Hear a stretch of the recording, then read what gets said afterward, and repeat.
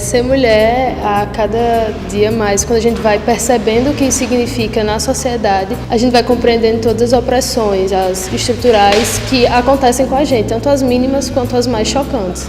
Assim, dentro da universidade, né, a gente vive diariamente isso, porque a violência da mulher não é só quando a gente sofre rastros físicos, mas sim também simbólicos.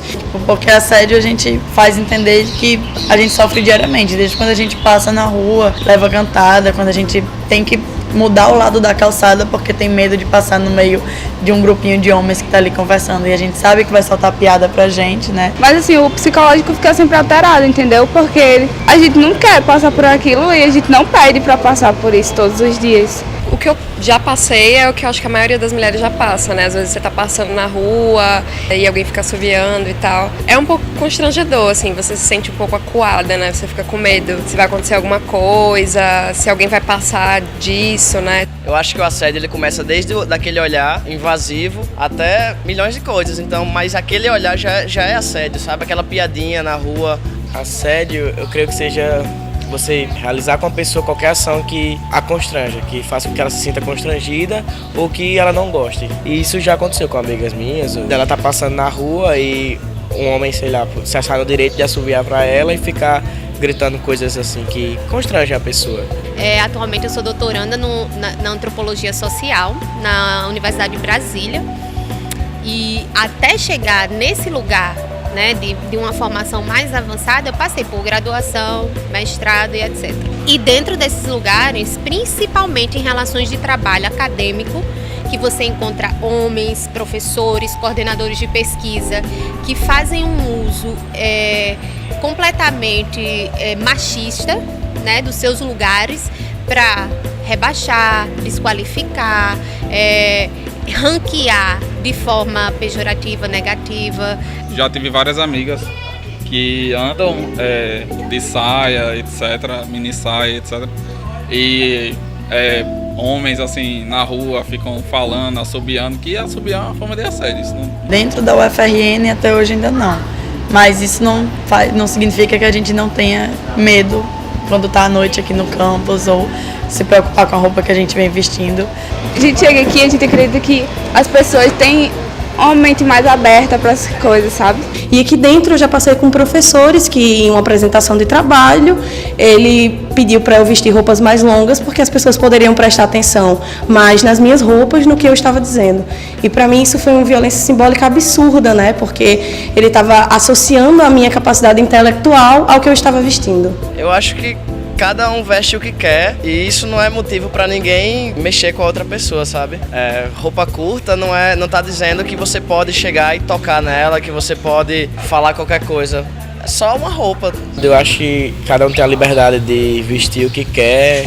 Se um homem vai olhar e vai tirar um cabimento, fazer uma gracinha, né? Ou se ele se achar no direito, né, de se colocar dessa maneira, ele vai ouvir de volta, como já ouviu, né? Inclusive na minha família, né? Meus pais não, eles apoiaram fazer engenharia, mas sempre com aquele receio, né, do mercado, não receber de uma forma positiva a mulher, né?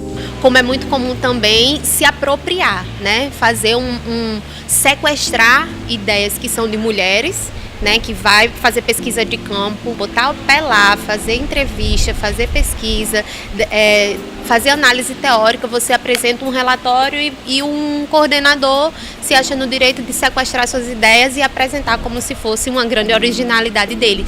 Recentemente eu passei por isso em 3 contextos de pesquisas diferentes envolvendo uma mesma pessoa e isso é muito problemático. Estou envergonhada com aquilo que prefere ficar calado, que é o que acontece, que é o errado, né? Não deve se deixar passar atos como esse. E vão nos reduzindo e nos tolhendo espaços de fala, espaços de participação. Isso é muito evidente. E na universidade, embora seja um local que a gente acredite que essa opressão é menor, ela acontece, só que às vezes de forma mais velada, às vezes ela acaba não sendo discutida pelas mulheres servidoras, pelas mulheres professoras e pelas mulheres estudantes também. Então eu me permiti, num certo momento, fazer uso da minha roupa, da minha indumentária como um atributo de independência minha, né? Não mais determinada por outros.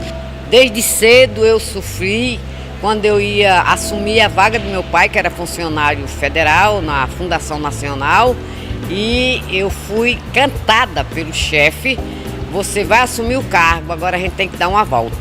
Eu fiquei tão revoltada, eu era tão inocente, que nunca mais fui lá. Aí eu tive um objetivo: vou estudar, vou fazer concurso e vou ser uma funcionária pública federal.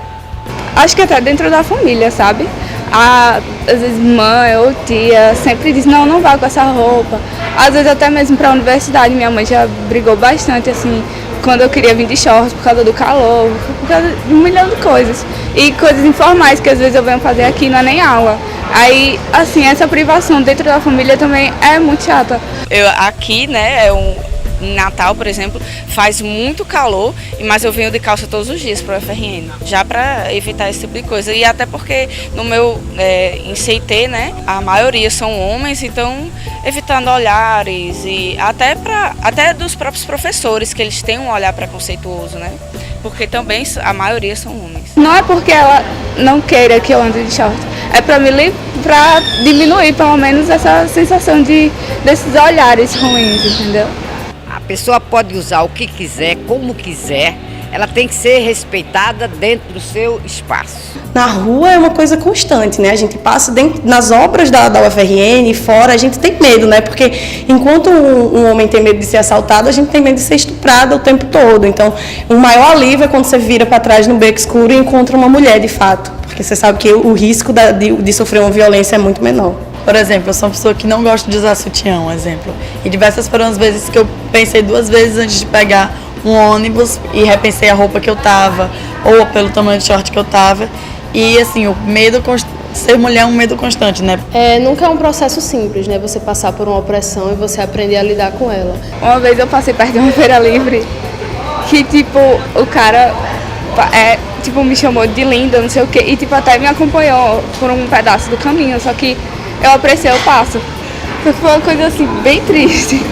Porque como eu conheci algumas pessoas, eu fui e me juntei para perto das pessoas que eu conhecia. Foi uma forma que eu usei para me livrar daquilo. Aconteceu uma vez comigo, mas foi há muitos anos atrás.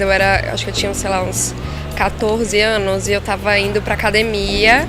E aí um rapaz começou a me seguir, assim, ele tava no carro. E assim, eu tava na calçada e ele começou a falar comigo e eu simplesmente ignorei, sabe?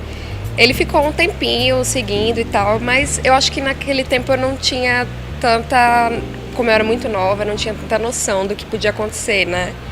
Hoje em dia, acho que se acontecesse, talvez eu ficasse com mais medo. Principalmente em festa, assim, eu vejo muito que os homens, eles não conseguem receber direito não, né? Então fica sempre naquelas, como é que eu posso dizer, insistência, né? Por exemplo, quando a gente sai para uma festa, que a gente bebe, que a gente vai se divertir, a gente sempre tem muito medo do que vai acontecer com a gente, né? Por exemplo, no meu caso, eu fui abusada porque tava bêbada e fui abusada e fiquei com pessoas que eu não queria. Mas isso ocasiona da gente ter medo, assim, todas as vezes que a gente sai, todos os ambientes que a gente tá, porque a gente não sabe o que vai acontecer com o nosso corpo, que é objetificado dessa forma na sociedade. Na época que eu estava sendo da direção do sindicato, do Sinteste RN, eu fui assediada, agredida por um companheiro diretor. Mas nós tomamos a providência, denunciamos a nível nacional e ele foi até excluído da direção. Às vezes a gente tem que só andar e fingir que nada está acontecendo, entendeu?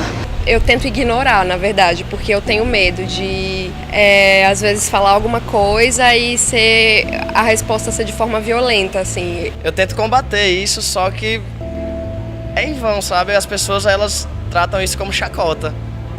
Eu acho que as penas deveriam ser mais rígidas, assim. Eu acredito muito em políticas públicas, mas, infelizmente, as mulheres não são completamente atendidas, né? A gente vive numa sociedade muito patriarcal, muito machista, e isso é reproduzido sem que a gente perceba.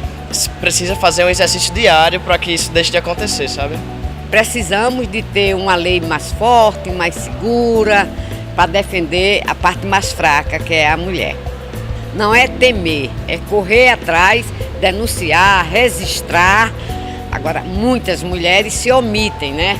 até chegar à morte. E você não deve se calar sobre isso, porque é assim que se continua com isso, né? Se você se calando. Quando você ensina os seus filhos que devem respeitar as mulheres, eu acho que começa a mudar mais. Mas para essa geração que já foi formada, achando que os homens achando que tá ok esse tipo de assédio, eu acho que só punição mesmo. Essa dor e essa indignação, quando ela é partilhada e quando ela é discutida, acaba se tornando empoderamento também. E a gente precisa realmente se empoderar, a gente precisa denunciar. E essa denúncia ela deve ser feita nas vias institucionais, mas também na militância cotidiana. A gente está empoderando mais mulheres, a gente está conversando com as nossas amigas, com as nossas mães e fazer do feminismo uma rede. Primeiramente que não se calem, que conheçam o feminismo, que se empoderem, que saibam sempre que elas foram vítimas, que elas não têm culpa nenhuma disso. A culpa é da sociedade patriarcal, a culpa é do machismo, mas a culpa nunca é da vítima.